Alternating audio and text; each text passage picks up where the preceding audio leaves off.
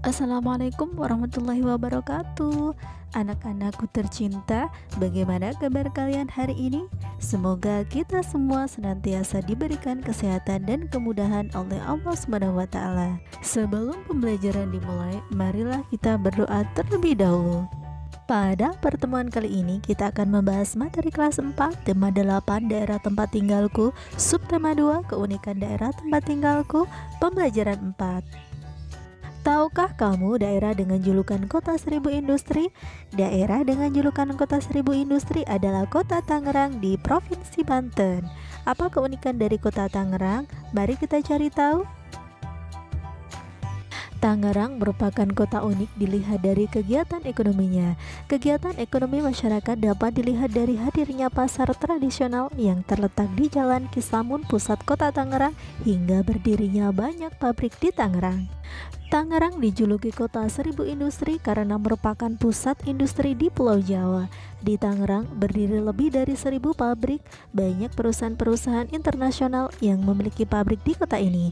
Selain keunikan pada kegiatan ekonomi, Tangerang memiliki keunikan dari bangunan-bangunan lama yang masih berdiri sampai sekarang. Hadirnya pasar tradisional dan banyaknya pabrik memengaruhi jenis pekerjaan masyarakat kota Tangerang, yaitu sebagai pedagang, pekerja di pabrik, sopir, pegawai kantoran, guru, dokter, petani, dan lain sebagainya.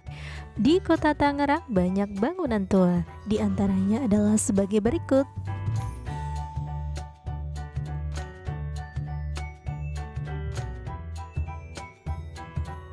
Beberapa contoh cerita fiksi dari kota Tangerang diantaranya adalah legenda banjir Sungai Cisadane, legenda Teluk Naga, asal-usul Desa Lengkong, dan Pendekar Cisadane.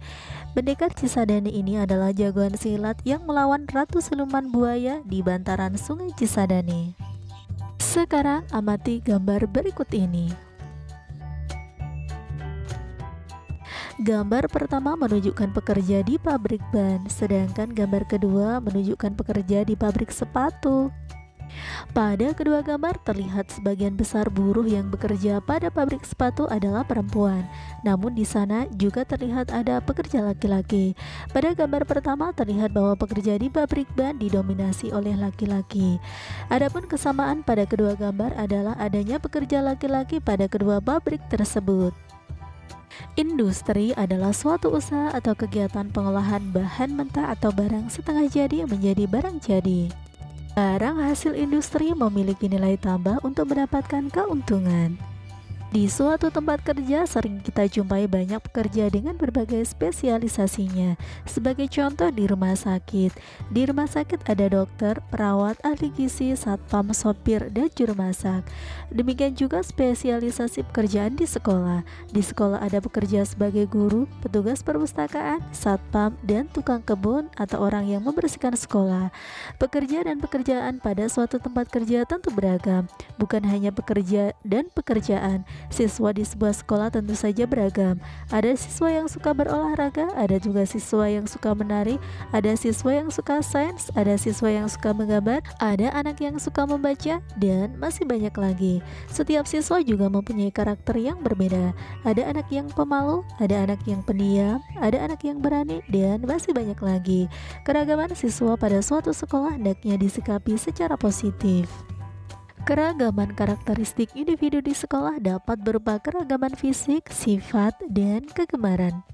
Adapun manfaat keragaman karakteristik di sekolah adalah, misalnya terdapat teman-teman yang memiliki keragaman fisik berbeda, tinggi badan. Apabila kita tidak dapat mengambil benda di tempat tinggi, kita dapat meminta bantuan teman yang lebih tinggi daripada kita. Selain itu, apabila kita memiliki teman yang berasal dari daerah lain, kita akan kaya pengetahuan. Kita dapat mengetahui informasi tentang daerah asal teman kita tersebut.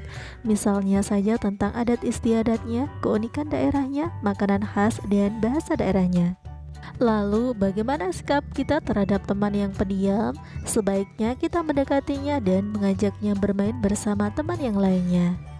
Bagaimana pula sikap kita terhadap teman yang berbeda agama?